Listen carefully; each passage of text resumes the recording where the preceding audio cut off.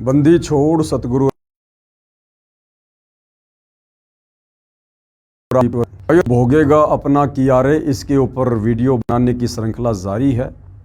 इस श्रृंखला में आज हमारा ये अंतिम वीडियो है और इस पुस्तक पर पहले जितने भी वीडियो बने हैं उन वीडियो में हमने बहुत सी शिक्षा प्राप्त की है कि संतों का भक्तों का विरोध करने वालों को, संतों को भक्तों को बेवजह सताने वालों को आगे चलकर कर्म फल के तहत क्या क्या दंड और सजा भुगतनी पड़ती है। 2006 के करोथा कांड को लेकर ये पुस्तक विशेष रूप से बनाई गई है। 2006 के करोथा कांड में जिन जिन लोगों ने, वो चाहे प्रशासनिक थे चाहे ग्रामीण थे, अपनी प्रत्यक्ष या अप्रत्यक्ष भूमिका करोथा कांड पर हमला करने में या करवाने में जैसी भी निभाई थी, आगे चलकर उन परिवारों का सर्वनाश हुआ। और भाइयों और बहनों, साथ में करोथा कांड की जो मूल जड़ थी, दयानंद सरस्वती के द्वारा लिखी गई पुस्तक सत्यार्थ प्रकाश, उसका भी पोस्टमार्टम सतगुरु रामपाल जी के द्वारा किया गया है। आर्य समाज दयानंद सरस्वती को एक बहुत बड़ा समाज सुधार मानता था, परंतु दयानंद सरस्वती की पुस्तक से पता चला कि वो खुद व्यसन किया करते थे, भांग पिया करते थे, तम्बाकू खाया करते थे। और नशा करने वाला व्यक्ति कभी भी एक समाज सुधारक नहीं कहा जा सकता। साथ में आर्य समाज दयानंद सरस्वती को वेदों का प्रकांड ज्ञाता मानता था, परंतु सतगुरु रामपाल जी ने उसके द्वारा लिखी पुस्तक सत्यार्थ प्रकाश की वेदों से तुलना करके समाज के सामने दयानंद के अज्ञान की और सत्यार्थ प्रकाश पुस्तक के अंदर जो गंध लिखी हुई है, आर्य समाज महर्षि दयानंद को वेदों का विद्वान मानता था, परंतु सतगुरु रामपाल जी के द्वारा सत्यार्थ प्रकाश के ज्ञान को जो वेदों से तुलना करके समाज को दिखाया गया, तो आज वही आर्य समाज महर्षि दयानंद के अज्ञान को धिक्कार रहा है। और काफ़ी संख्या में आर्य समाज से जुड़े लोग सतगुरु रामपाल जी की शरण में आए, सत भक्ति प्राप्त की और अपनी आत्मा का कल्याण करवाने की दिशा में आगे बढ़ रहे हैं। तो भाइयों और बहनों, इस पुस्तक के अंत में महर्षि दयानंद के विषय में कुछ और रोचक जानकारियां हैं। जैसा कि आर्य समाज में एक बहुत बड़ा झूठ फैला रखा था कि महर्षि दयानंद की स्वतंत्रता संग्राम में बहुत बड़ी भूमिका थी। तो सतगुरु रामपाल जी ने उसी के जीवन चरित्र से स्पष्ट कर दिया है, साबित कर दिया है, प्रमाणित कर दिया है कि महर्षि दयानंद जी की स्वतंत्रता संग्राम के समय किसी भी प्रकार की कोई भी भूमिका नहीं थी। क्या कुछ ये पुस्तक हमें कह रही है, हम इसमें आगे बढ़ते हैं। पुस्तक है भोगेगा अपना किया रे, लिखने वाले हैं सतलोक आश्रम मैनेजमेंट हरियाणा से कुछ भगत। महर्षि दयानंद का स्वतंत्रता संग्राम में कोई योगदान नहीं था। पुस्तक नव जागरण के पुरोधा दयानंद सरस्वती के प्रकाशक मुद्रक की फोटोकॉपी। ये पुस्तक आप जियों के समक्ष है। नव जागरण के पुरोधा दयानंद सरस्वती, इसके लेखक हैं डॉक्टर भवानी लाल भारतीय MA PhD। ये कहाँ से प्रकाशक है? वैदिक पुस्तकालय, परोपकारिणी सभा, दयानंद आश्रम, अजमेर। आप जियों के सामने है। और इसके पेज नंबर 38 की ये फोटोकॉपी है, जिसमें स्पष्ट किया हुआ है कि 1857 की जो स्वतंत्रता संग्राम वाली जो क्रांति थी, उसमें महर्षि दयानंद जी का क्या योगदान था और क्या नहीं था। महर्षि दयानंद स्वतंत्रता संग्राम में डरकर 3 वर्ष लापता रहा। ये ऊपर लगी फोटोकॉपी महर्षि दयानंद के भक्तों द्वारा वैदिक पुस्तकालय, परोपकारिणी सभा, दयानंद आश्रम, अजमेर, राजस्थान से प्रकाशित नव जागरण के पुरोधा दयानंद सरस्वती के पृष्ठ 38 की है। इसमें स्पष्ट किया है कि महर्षि दयानंद मार्च 1857 तक तो गंगा नदी के साथ साथ घूमता रहा। जब मई 1857 में स्वतंत्रता संग्राम की तैयारियां चल रही थी, उसी समय लापता हो गया। फिर 3 वर्ष तक उसका कहीं पता नहीं लगा। जून 1857 में स्वतंत्रता संग्राम हुआ, उसके भय से छुप गया। महर्षि की फोकट महिमा बनाई जाती रही कि स्वतंत्रता संग्राम में महर्षि दयानंद का बड़ा योगदान रहा। अब गुरुदेव भगवान क्या कह रहे हैं, विचार करो, क्या खाक योगदान था स्वतंत्रता संग्राम में। उन दिनों भांग पीकर डर के मारे जंगलों में छुपा रहा और महर्षि दयानंद के समर्थक कहते हैं कि परमात्मा की खोज में दयानंद जंगलों, पहाड़ों, गुफाओं में गया। विचार करें, परमात्मा कोई गाय भैंस थोड़ी है कि गुम हो गई और वह कहीं जंगल में खोजने गया था। परमात्मा वेदों में वर्णित विधि अनुसार मिलता है और वेद ज्ञान महर्षि दयानंद की बुद्धि से परे की बात थी, जिस कारण से अपना अज्ञान अनुभव जो वेद ज्ञान विरुद्ध है सत्यार्थ प्रकाश में भर दिया जो आपके समक्ष है। महर्षि दयानंद सन 1877 तक हुक्का पीता था। ये पुस्तक है महर्षि दयानंद सरस्वती का जीवन चरित्र। इसके लेखक हैं अमर शहीद पंडित लेखराम द्वारा संकलित प्रमाणित उर्दू संस्करण। और ये कहाँ से प्रकाशित है? आर्ष साहित्य प्रचार ट्रस्ट, खारी बावली, दिल्ली। ये पुस्तक आर्ष साहित्य प्रचार ट्रस्ट 455 खारी बावली, दिल्ली द्वारा प्रकाशित है। इसके लेखक पंडित लेखराम उर्दू भाषा अनुवादक हैं। आर्य महोपदेशक श्री कविराज रघुनंदन सिंह निर्मल, संपादक भवानीलाल भारतीय तथा मुद्रक हैं ईरानियन आर्ट प्रिंटर्स, 1534 गली कासिम जान, बल्ली मारान, दिल्ली 6। और इसमें क्या कुछ लिखा हुआ है ये आप जी देख सकते हैं, पढ़ सकते हैं। इसमें पूरी व्याख्या दी हुई है। हम सीधा इसके सीधे से अनुवाद पे चलते हैं। ये फोटोकॉपी महर्षि दयानंद सरस्वती का जीवन चरित्र के पेज नंबर 285 की है। ये पुस्तक आर्ष साहित्य प्रचार ट्रस्ट 455 खारी बावली, दिल्ली द्वारा प्रकाशित है। इसके लेखक पंडित लेखराम उर्दू भाषा अनुवादक हैं। आर्य महोपदेशक श्री कविराज रघुनंदन सिंह निर्मल, संपादक हैं भवानीलाल भारती तथा मुद्रक हैं ईरानियन आर्ट प्रिंटर्स, 1534 गली कासिम जान, बल्ली मरान, दिल्ली 6। इस पेज नंबर 285 पर जो प्रकरण रेखा के नीचे लिखा है कि इस स्थान पर उर्दू संस्करण में स्वामी जी के हुक्का पीने के विषय में निम्नलिखित शब्दों में विवरण लिखा है। कैसे? इन दिनों स्वामी जी हुक्का पीते थे। एक भागीरथ पंडित जी ने प्रश्न किया कि ये जो तंबाकू पीते हो इसके विषय में बताओ, अर्थात क्या वेद में कहीं हुक्का पीना लिखा है? स्वामी जी ने कहा कि वेद में कहीं निषेध है। जब उस व्यक्ति ने सवाल किया कि आप तो हुक्का पी रहे हो और आप कहते हो कि मैं समाज सुधारक हूँ, मैं भगत हूँ, क्या वेदों में कहीं हुक्का पीना लिखा है? परमात्मा का आदेश है। तो स्वामी जी कह रहा कि वेदों में कहीं कोई मनाही है क्या कि हुक्का मत पियो? स्वामी जी ने कहा कि वेद में कहीं निषेध है। इस पर थोड़ा सा विवाद हुआ। आखिरकार उसने कहा कि तुम सन्यासी होकर हुक्का पीते हो। स्वामी जी ने कहा कि यदि तू हुक्के से क्रुद्ध होता है तो ले, ये कहा और उसे तोड़ दिया।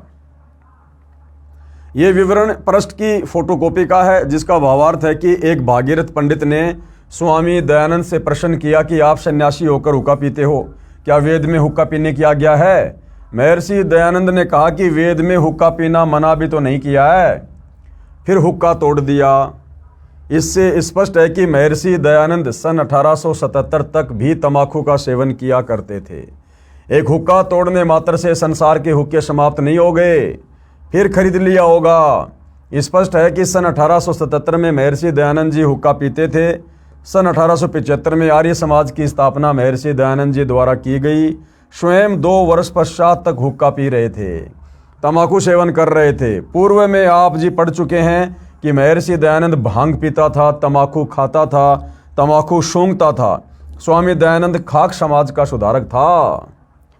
इसी पृष्ठ में रेखा के नीचे लेखक ने टिप्पणी की है कि हुक्का पीने की बात जो पंडित लेखराम जी के द्वारा लिखे जीवन चरित्र उर्दू संस्करण में लिखी है, उसके विषय में भ्रमित करने के लिए लिपापोती करते हुए अनुवादक ने कहा है कि वह विश्वसनीय नहीं लगती। इसी पुस्तक के प्रथम पृष्ठ पर लेखक के परिचय में कहा है कि यह उर्दू संस्करण पंडित लेखराम द्वारा सन 1897 में लिखा गया था। सन 1883 में स्वामी दयानंद जी का निधन हुआ था। भावार्थ है कि स्वामी दयानंद जी की मृत्यु के 14 वर्ष पश्चात ये उर्दू संस्करण वाला जीवन चरित्र लिखा गया था। ये भी लिखा है कि यह हिंदी में लिखा जीवन चरित्र प्रमाणिक तथा ग्रंथ उर्दू से लिया गया है, जो पंडित लेखराम द्वारा लिखा गया था। क्या अन्य सर्वे बातें जो इस ग्रंथ की विश्वसनीय हैं, लेकिन हुक्का पीने वाली विश्वसनीय नहीं है? या तो सर्व ही अविश्वसनीय है, नहीं तो हुक्का पीने वाली भी सत्य ही है, क्योंकि उर्दू वाला सन 1897 का लिखा हुआ है। सत्य यही है कि महर्षि दयानंद को किसी वस्तु का परहेज नहीं था, ये किसी भी कसौटी में खरा व्यक्ति नहीं था। अर्थात भाइयों और बहनों, इस मन के ऊपर लगाम सच्चे सतगुरु की शरण में आने के बाद ही लगती है, अन्यथा कोई चाहे कितना बड़ा समाज सुधारक हो, वो अवश्य गलतियां करेगा ही करेगा। महर्षि दयानंद की दुर्गति से सन 1883 में मृत्यु। अब बताओ, भांग पीने वाले की, हुक्का पीने वाले की, तंबाकू खाने वाले की दुर्गति से मौत नहीं होगी तो क्या भक्तों की होगी? महर्षि दयानंद ने पाप कर्मों का दंड भोगा। पुस्तक दयानंद चरित्र की फोटोकॉपियां आप जी की आंखों के सामने है, देख सकते हैं। पुस्तक दयानंद चरित्र के पृष्ठ 216 की फोटोकॉपी। आश्विन मास में स्वामी जी को एक दिन ठंड लग गई। उस दिन बृहस्पतिवार और एकादशी थी। ठंड के कारण शरीर के अस्वस्थ होने से चतुर्दशी की रात को दयानंद केवल दुग्ध पान करके सोए। रात्रि में 2-3 बार वमन हुई, यानी उल्टी हुई, परंतु वह किसी से भी कुछ न कहकर स्वयं ही आचमन करके सोते रहे। प्रातःकाल उठकर भ्रमण करना दयानंद का दैनिक अभ्यास था, परंतु उस दिन अपेक्षाकृत विलंब से उठे और उठकर एक बार वमन हुई। इस प्रकार वमन पर वमन होने से दयानंद के मन में संदेह हुआ। उन्होंने इच्छापूर्वक बहुत सा जलपान करके और एक बार वमन की, परंतु उससे भी उनकी वमन वृत्ति नहीं हुई। तब दुर्गंध दूर करने के लिए उन्होंने कमरे में अग्नि जलाने के लिए कहा और उस अग्नि कुंड में धूप आदि सुगंधित द्रव्य डालने लगे। धूप आदि की सुगंध से वहाँ का दुर्गंध तो दूर हो गया, परंतु उनके पेट में शूल की पीड़ा आरंभ हो गई। इसलिए डॉक्टर सूरजमल को बुलाया गया। सूरजमल के पीड़ा की कथा को सविस्तर पूछने पर स्वामी जी उदर की असह्य वेदना और पिपासा की कथा पुनः पुनः कहने लगे। यानी उनको बहुत ज़्यादा पीड़ा हो रही थी, पेट में दर्द हो रहा था, सहन नहीं हो रहा था। सारी बातें उन्होंने डॉक्टर को बताई। तब सूरजमल की समझ में ठीक व्यवस्था आ गई और प्रस्थान करने के समय स्वामी जी पर लक्ष्यपात करके ये कहकर चले गए कि आपके समान कोई महापुरुष मारवाड़ में कभी नहीं आए, इसलिए कि मारवाड़ के लोग आपके मातम्य को कैसे समझ सकते हैं। सूरजमल के चले जाने पर उनकी शूल वेदना क्रम से यहाँ तक बढ़ी कि निश्वास प्रवास की क्रिया के साथ उनकी वेदना का वेग बढ़ने लगा। सुतरा निश्वास प्रवास करना स्वामी जी के लिए विशेष क्लेशदायक हो गया। ये फोटोकॉपी दयानंद चरित्र नामक पुस्तक के पेज नंबर 216 की है। इसके लेखक हैं श्री देवेंद्र नाथ मुखोपाध्याय, जिन्होंने सन 1897 में बंगला भाषा में लिखा था। इसका अनुवाद सन 2000 में 103 वर्ष पश्चात बाबू घासीराम MA LLB ने हिंदी में किया। जिस पुस्तक के संपादक हैं डॉक्टर प्रोफेसर भवानीलाल भारतीय। इसके पेज नंबर 216 में लेखक ने स्पष्ट किया है कि आश्विन मास यानी आशोज महीने की बदी एकादशी को महर्षि दयानंद को ठंड लग गई थी, जिस कारण से शरीर अस्वस्थ था। इसलिए 14 को रात्रि में केवल दूध पीकर सोया। रात्रि में उल्टियां लगी, फिर डॉक्टरों का आना आरंभ हुआ, लेकिन दवाइयों से कोई लाभ नहीं मिला। पेट का दर्द बढ़ता ही चला गया, क्योंकि भाई उनके पाप कर्म बहुत ज़्यादा बढ़ गए थे। श्वास लेना भी कठिन हो गया। इससे ये स्पष्ट हुआ कि महर्षि दयानंद की मृत्यु कांच या विष देने से नहीं हुई, बल्कि ठंड लगने से हुई। यानी दयानंद के शिष्यों ने यह झूठ फैला रखा था कि महर्षि जी की मृत्यु किसी ने उनको कांच पिला दिया, शीशा, जिस कारण से मृत्यु हुई है। जबकि हकीकत क्या है कि उनकी शीशा पिलाने से, कांच पिलाने से मृत्यु नहीं हुई, बीमारी से मृत्यु हुई तथा पाप बढ़ जाने के कारण से हुई। दूसरी दुर्दशाएं पुस्तक श्री मद दयानंद प्रकाश की फोटोकॉपियों में आप पढ़ेंगे कि ये व्यक्ति किस तरह दुर्गति को प्राप्त होकर सन 1883 में मरा, जिसे पढ़कर कलेजा मुंह को आता है। ये पुस्तक है दयानंद चरित्र। इसके पेज नंबर 217 की फोटोकॉपी है। आप जी देख सकते हैं, पढ़ सकते हैं। अच्छे से इसको सतगुरु रामपाल जी यहाँ पर लिखकर बता रहे हैं। इस पृष्ठ 217 की फोटोकॉपी में आप स्वयं पढ़िए महर्षि दयानंद की दुर्दशा। ये पेज नंबर 217 की फोटोकॉपी भी उपरोक्त पुस्तक दयानंद चरित्र से ली हुई है। पुस्तक श्री दयानंद प्रकाश के पृष्ठ 437 की फोटोकॉपी है। आप जियों के सामने सब कुछ लिखा हुआ है। ये फोटोकॉपी पुस्तक श्री दयानंद प्रकाश के पेज नंबर 437 के आंशिक विवरण की है।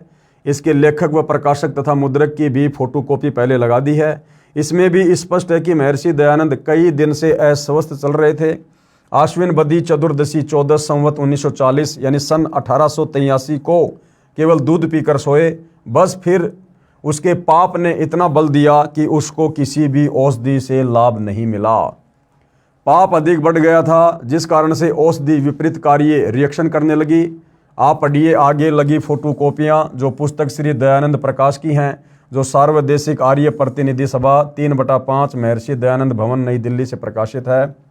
पुस्तक श्री दयानंद प्रकाश के पेज नंबर 443 की फोटोकॉपी ये आप जियों के सामने है। उस समय डॉक्टर लक्ष्मण दास अजमेर जा रहे थे, परंतु उनका कलेजा इतना भर आया कि वे आबू मार्ग स्टेशन की ओर एक डग भी न उठा सके और महाराज के साथ साथ ही लौट पड़े। महाराज को कोई 15 दिन से हिचकियों का उपद्रव सता रहा था। उनके वेग से सारी आंतड़ियाँ तनी जाती थी। संपूर्ण शरीर में ऐठन सी हो रही थी। उधर तो बार बार की खिस से हाथ लगाने पर भी दुखता था, परंतु प्रेमी लक्ष्मण दास जी की चिकित्सा से यह उपद्रव दूसरे दिन दूर हो गया। अतिसार भी बंद हो गए। ये फोटोकॉपी पुस्तक श्री दयानंद प्रकाश के पेज नंबर 443 की है। इसमें लिखा है कि 15 दिन तक अतिसार दस्त लगे रहे, हिचकियाँ लगी रही, पेट को हाथ लगाने से भी दर्द होता था। पुस्तक श्री दयानंद प्रकाश के पेज नंबर 444 की फोटोकॉपी ये आप जियों के सामने है। आप जी देख सकते हैं। आबू से नीचे आते समय भगत लक्ष्मण को कई आर्य पुरुष ऊपर जाते मिले। उन्होंने भगत राज को पहचान कर उससे भगवान का समाचार, यानी महर्षि दयानंद को ये भगवान कह रहे हैं, तम्बाकू खाने वाले को, भांग पीने वाले को, भगवान का समाचार उतना ही आतुरता से पूछा जितनी से पांडुपुत्र ने श्री कृष्ण का उद्धव जी से पूछा था।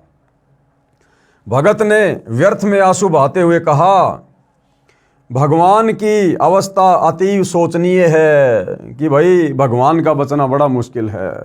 निर्बलता परले पार की बढ़ गई है। उनके कंठ में, जीभ पर, मुख में, माथे और सिर पर छाले पड़ गए। पानी का घूंट भी बड़ी कठिनता से गले से नीचे उतरता है। ये फोटोकॉपी पुस्तक श्री दयानंद प्रकाश के पृष्ठ 444 के आंशिक विवरण की है। इसमें स्पष्ट किया है कि दयानंद की दुर्गति किस सीमा तक बढ़ी हुई थी। उनके कंठ में छाले, जीभ पर छाले, मुख में छाले, माथे पर, सिर पर छाले पड़ गए थे। पानी की घूंट भी बड़ी कठिनाई से गले से नीचे जाती थी। पुस्तक श्री दयानंद प्रकाश के पेज नंबर 445 की फोटोकॉपी ये आप जियों के सामने है। हम सीधा सीधा इसके शुद्ध हिंदी अनुवाद पर चलते हैं। ये फोटोकॉपी इस पुस्तक श्री दयानंद प्रकाश की है, जिसमें लिखा है कि उसका मलमूत्र वस्त्रों में ही निकल जाता था। दयानंद को अतिसार यानी दस्त लगे हुए थे। ठाकुर भूपाल सिंह के हाथों पर ही कई बार मलमूत्र निकल जाता था। यानी भाइयों और बहनों, जिसने वेदों के अर्थों का अनर्थ किया जानबूझकर, क्योंकि दयानंद सरस्वती ने वेद पढ़ने से पहले अपना अनुभव वेदों की बात कहकर सत्यार्थ प्रकाश नामक पुस्तक में लिख दिया और समाज में प्रकाशित करवा दिया। उसके बाद उन्होंने वेदों को पढ़ा और उन्होंने देखा कि मैंने तो सारा का सारा उल्टा ज्ञान, यानी वेदों के विपरीत ज्ञान सत्यार्थ प्रकाश में लिखकर समाज में भेज दिया है। अब उन्होंने सत्यार्थ प्रकाश के उस अज्ञान को स्वीकार करने में अपनी बेइज्जती समझी और अपनी बात को ऊपर रखने के लिए उन्होंने परमात्मा के संविधान को, यानी वेदों के अर्थों का अनर्थ कर दिया। परमात्मा का भयंकर दोषी बना, जिस कारण से ऐसी दुर्गति से उसकी अंत में तड़फ तड़फ कर मृत्यु हुई, ऐसी हालत हुई। इस प्रकार महापीड़ा को भुगत कर मृत्यु को प्राप्त हुआ। महर्षि दयानंद, धिक्कार है ऐसी भक्ति को तथा महर्षि को जिसे भगत के पाप कर्म का कष्ट समाप्त नहीं हुआ। ये और फोटोकॉपी है, यानी कैसे कैसे वो परेशान हो रहा था अंत के दिनों में। हम आगे पढ़ते हैं।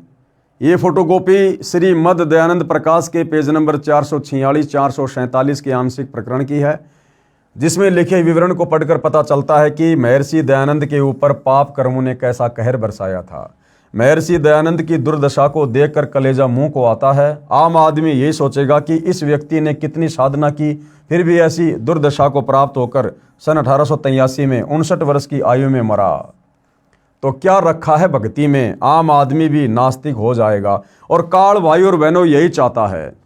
काल पहले तो थोड़ी बहुत पूर्व जन्मों की भक्ति की शक्ति से उस व्यक्ति को बांस पे चढ़ा देता है। आम जीवों के सामने उसे महापुरुष अवतार बनाकर, भगवान बनाकर उसको सामने प्रस्तुत कर देता है। और अंत में जब उसकी भक्ति क्षीण होती है, उस व्यक्ति की ये काल ऐसी दुर्गति करवाता है, आम आदमी सोचने पर मजबूर हो जाता है कि भैया क्या रखा है भक्ति में, कुछ नहीं है, कहीं भगवान नहीं है। ये कितनी भक्ति करता था, कितना इसको ज्ञान था, हम तो इसके जितनी भक्ति कर ही नहीं सकते, फिर हमारा क्या होगा भक्ति करने से। काल यही चाहता है। लेकिन भाई और बहनों, परमात्मा उस काल का बाप है और परमात्मा ने किस प्रकार से भक्ति को जीवित रखना है और आगे किस प्रकार से परमात्मा ने भक्ति को शिखर पर चढ़ाना होता है, ये उन्हें भली भांति अच्छे से पता होता है। महर्षि दयानंद की दुर्गति का कारण क्या था? महर्षि दयानंद जी ने परमेश्वर कबीर जी की निंदा की तथा उनकी महिमा पर अनर्गल आक्षेप लगाए। प्रमाण के लिए पुस्तक सत्यार्थ प्रकाश के समोल्लास 11 में पेज नंबर 306-307 पर प्रकरण। प्रश्न, कबीर पंथी तो अच्छे हैं, यानी किसी ने सवाल किया दयानंद सरस्वती से कि कबीर पंथी तो अच्छे हैं। उत्तर महर्षि दयानंद का नहीं। उन्होंने कहा कि नहीं, कबीर पंथी कुछ भी अच्छे नहीं हैं। अधिक जानकारी के लिए पढ़िए पुस्तक सत्यार्थ प्रकाश। महर्षि दयानंद की दुर्दांत मृत्यु का कारण यह है कि श्रीमद् भगवद गीता अध्याय 16 श्लोक 23-24 में कहा है कि जो व्यक्ति शास्त्र विधि को त्याग कर मनमाना आचरण करता है वह न तो सुख को प्राप्त होता है, न परम गति को तथा न सिद्धि को ही प्राप्त होता है, अर्थात उसका जीवन व्यर्थ हो जाता है। इसलिए श्लोक 24 में कहा है कि अर्जुन, शास्त्रों में जो प्रमाण है उसी आधार से साधना करने से ही भक्ति का लाभ साधक को प्राप्त होता है। अब महर्षि दयानंद शास्त्रों के अनुसार कैसे भक्ति करता? उसने तो समाज में ये झूठ फैला दिया था कि परमात्मा निराकार है, परमात्मा एक देशीय नहीं है, परमात्मा की भक्ति करने से पाप नाश नहीं होते। तो भला फिर वो वेदों वाले ज्ञान के अनुसार भक्ति कैसे कर सकता था? महर्षि दयानंद को न तो वेदों का ज्ञान था न श्रीमद् भगवद गीता का, इसलिए हठयोग करके भांग आदि नशीली वस्तुओं का सेवन करके दीवार से कमर लगाकर बैठा रहता था। जनता बोली थी, वह ये सोचते कि बड़ा योगी पुरुष है और ये फोड़ रहा था अपने भाग्य को। ऐसे व्यक्ति के विषय में संत गरीबदास जी महाराज जी ने कहा है, गरीब डिम्ब करे डूंगर चढ़े अंतर जीनी झूल, जग जाने बंदगी करे ये बोवे सूल बबूल। डिम्ब करे डूंगर चढ़े, जैसे पहले के समय में ये बाबा लोग, ये तपस्या करने वाले, ये क्या करते थे, ऊंचे स्थान पर बैठते थे ताकि लोग आसानी से उसको देख सकें, उसके पाखंड को देख सकें। तो परमात्मा कहते हैं वो तो डिम्ब कर रहा है, डिम्ब यानी पाखंड कर रहा है। डिम्ब करे डूंगर चढ़े, ऊंचे स्थान पर जानबूझकर बैठा करते थे। और अंतर झीनी झूल, और उसके अंदर भक्ति नाम की छींट भी नहीं है।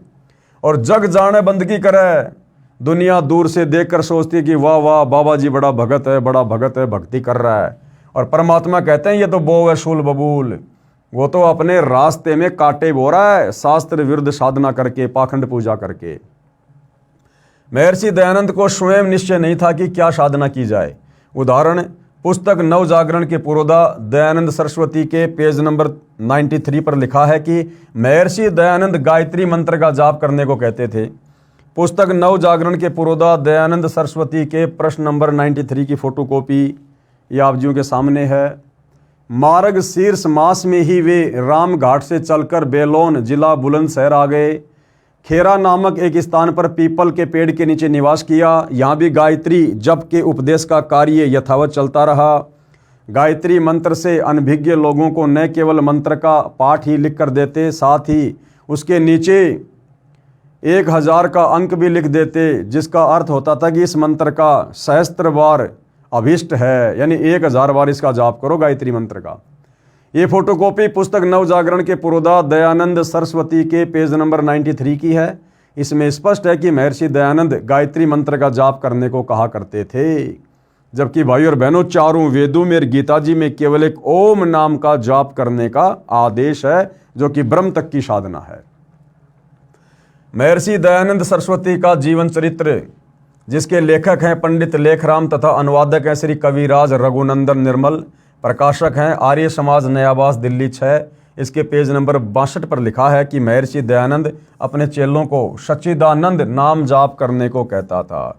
अरे सच्चिदानंद तो उस कबीर परमात्मा की उपमात्मक पदवी का नाम है। पुस्तक जीवन चरित्र महर्षि दयानंद सरस्वती के पेज नंबर 62 की फोटोकॉपी। ये सारा सब कुछ है भाई और बहनों, आप देख सकते हैं। हम सीधा इसके सरल हिंदी अनुवाद पर चलते हैं।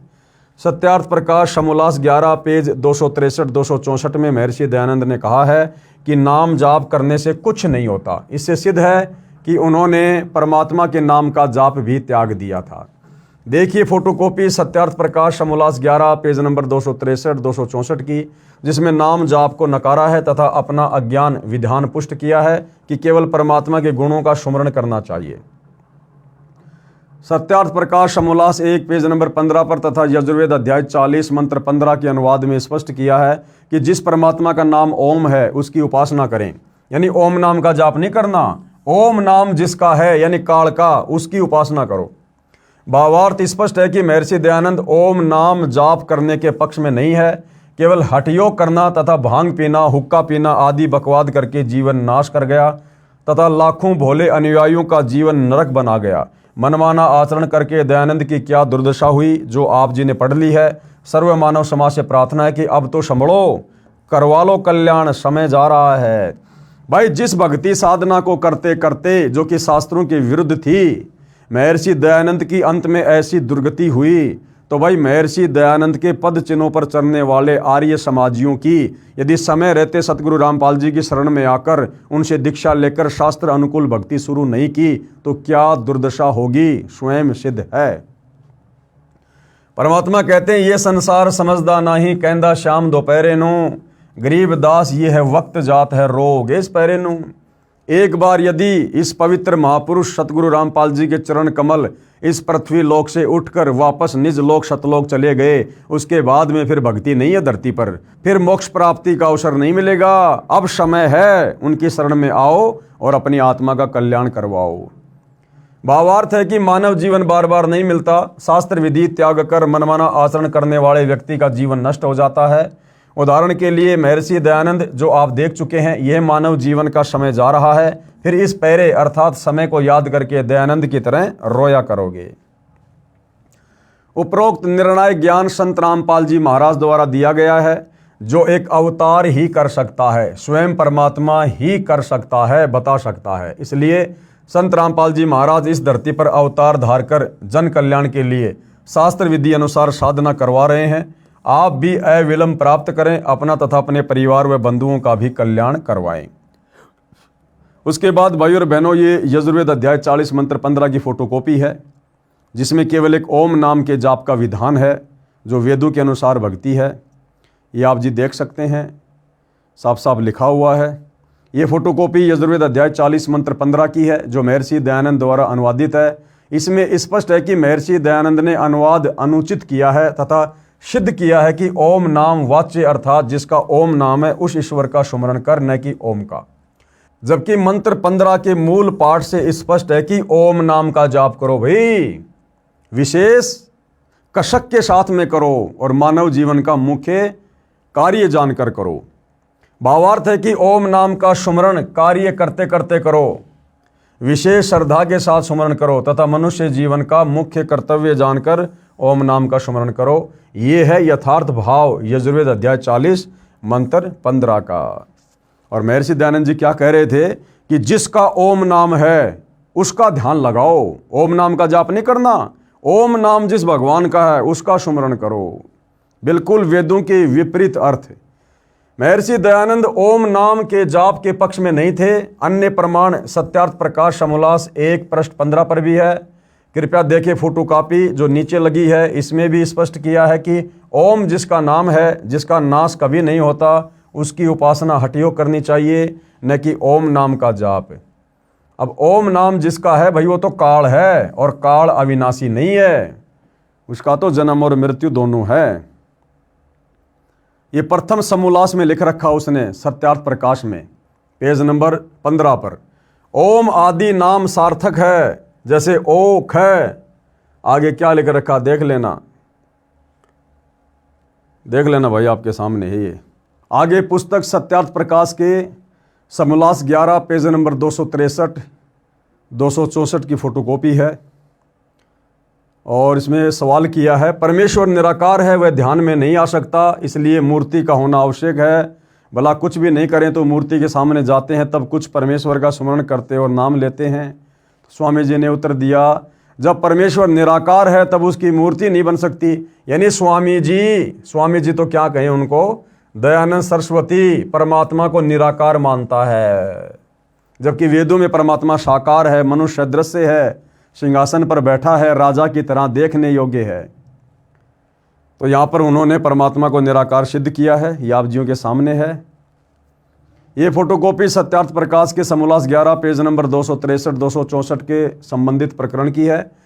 इनमें महर्षि दयानंद ने स्पष्ट किया है कि ईश्वर का नाम स्मरण नहीं करना चाहिए, केवल परमात्मा के गुणों का स्मरण करना चाहिए।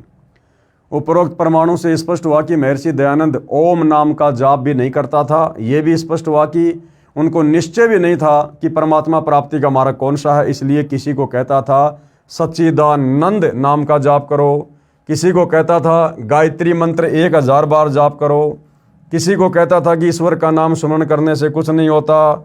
इसके विपरीत परिणाम स्वरूप नकली महर्षि दयानंद की दुर्गति से मृत्यु हुई और अधोगति को प्राप्त हुआ, यानी अकाल मौत हुई।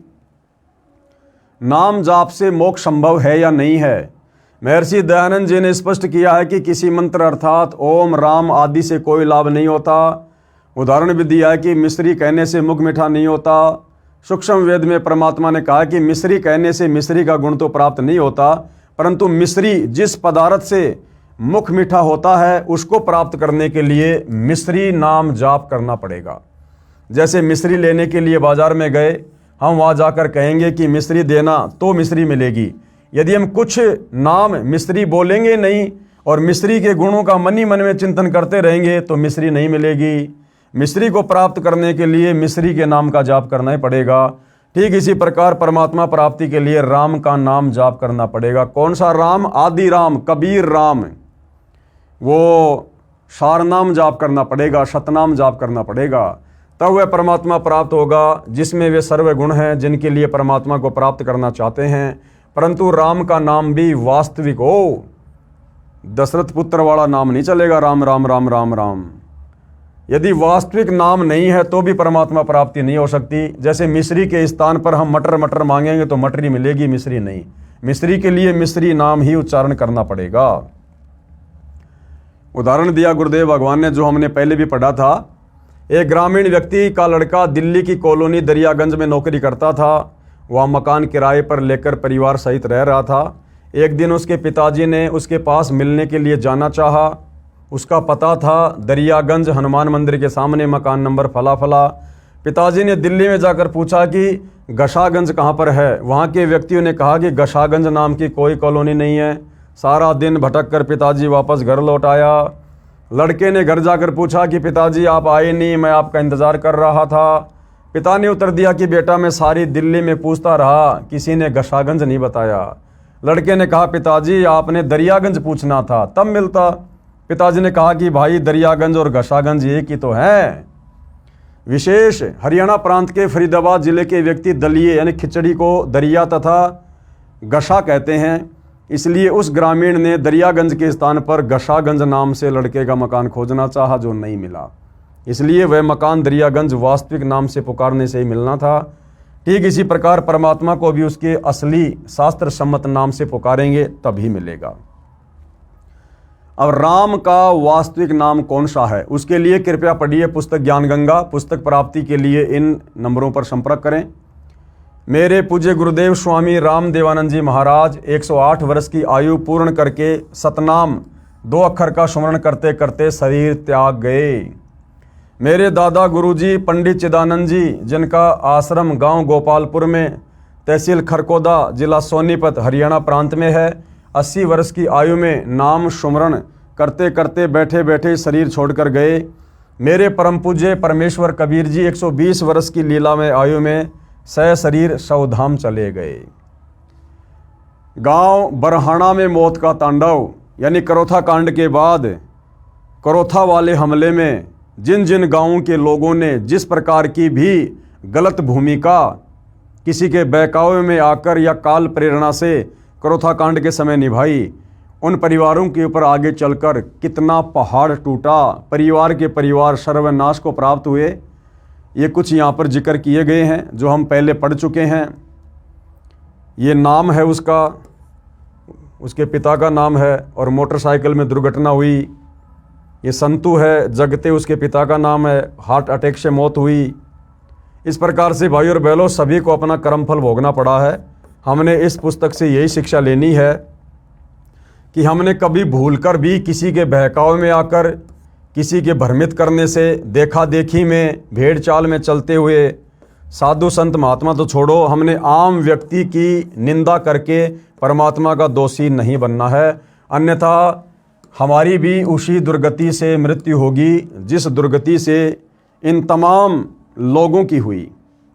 ये सब आपके सामने है। ये गांव करोथा में मौत का कहर, यहाँ पर भी साफ साफ आप जी देख सकते हैं कितने लोगों ने व्यर्थ में परम संत का जो है विरोध करके और अपनी मौत को न्योता दिया। विशेष पुस्तक विस्तार के कारण और नहीं लिख रहे हैं, अन्यथा और भी सैकड़ों प्रमाण है। समझदार को चाहिए कि गांव में हो रहे कहर से बचने का उपाय करें, किसी की आत्मा नहीं दुखाएं, संत रामपाल जी महाराज के प्रवचन सुने, किसी की बातों में आकर अपने कर्म खराब ना करें। धन्यवाद। तो भाई और बहनों, गुरुदेव भगवान के आशीर्वाद से ये पुस्तक भोगेगा अपना कियारे, इसके ऊपर वीडियो बनाने की श्रृंखला समाप्त हुई। और आप जी भली बात ही समझ गए होंगे कि आप और हमें इस पुस्तक पर बने 9-10 वीडियो से क्या शिक्षा मिली है। हमने उन बातों को याद रखना है और हमने निकट भविष्य में भक्ति मार्ग पर उन गलतियों को नहीं करना है जो गलतियां हमारे से पहले हमारे बड़े बड़े समझे जाने वाले भगत भाई बहन जो शतलोक आश्रम मैनेजमेंट से जुड़े हैं उन लोगों ने की है। तो आप और हमने सावधान रहना है। परमात्मा सतगुरु रामपाल जी की भक्ति को हमने हल्के में नहीं लेना है, मर्यादाओं को बहुत ही ज़्यादा सीरियस लेकर चलना है। और यदि उनके रहते सहते हमारी आत्मा का कल्याण नहीं हुआ, हमें मोक्ष प्राप्त नहीं हुआ, तो भाई और बहनों उनके सतलोक जाने के बाद हम कतई मोक्ष की उम्मीद ना करें। इसलिए पूरी तैयारी रखिए कि मेरा शरीर मेरे गुरुदेव भगवान के धरती पर रहते सहते छूट जाए। यदि आपका शरीर गुरुदेव भगवान के रहते सहते समाप्त नहीं होता है तो भाई और बहनों बड़ा मुश्किल होगा सतलोक का सफर तय करना। उसके बाद वही आत्मा सतलोक जा सकती है जिसने गुरुदेव के रहते सहते उपदेश ले लिया, और उपदेश लेने के बाद यदि उसके गुरुदेव उससे पहले सतलोक चले गए तो फिर उस भगत ने भाई और बहनों आजीवन तगड़े तरीके से मर्यादा में रहना पड़ेगा। अगर जरा भी मर्यादा भंग हुई, कोई भी नियम टूटा, जानबूझ के छोटी सी भी गलती की, वो भगत फिर अपने गुरुदेव की गैर हाजिरी में सतलोक जाने की उम्मीद ना करे। इसलिए भाई और बहनों गुरुदेव भगवान के रहते सहते हम इतनी कोशिश करें, इतना प्रयास करें, ऐसी भक्ति करें कि इस भक्ति के करने से हमारा गुरु भी हम पर प्रसन्न हो और इस काल लोक की जो ये मोह ममता की मोटी दीवार है, काम क्रोध लोभ मोह अहंकार की, ये भी झड़ जाए और गुरुदेव भगवान हमें इस पृथ्वी पर रहते सहते अपने विमान में बैठाकर सतलोक के लिए प्रस्थान कर दें। तो भाई और बहनों, गुरुदेव के आशीर्वाद से इस पुस्तक पर वीडियो बनाने की श्रृंखला समाप्त हुई। आगे परमात्मा जैसे भी दया करेंगे, किसी अन्य पुस्तक के ऊपर वीडियो बनाने की प्रेरणा करेंगे, अवश्य हम उनकी सेवा में हाजिर होंगे। तब तक गुरुदेव भगवान हम सबको आशीर्वाद दे, आज्ञा दे, सद्बुद्धि दे। बंदी छोड़ सतगुरु रामपाल जी परमेश्वर जी की जय हो।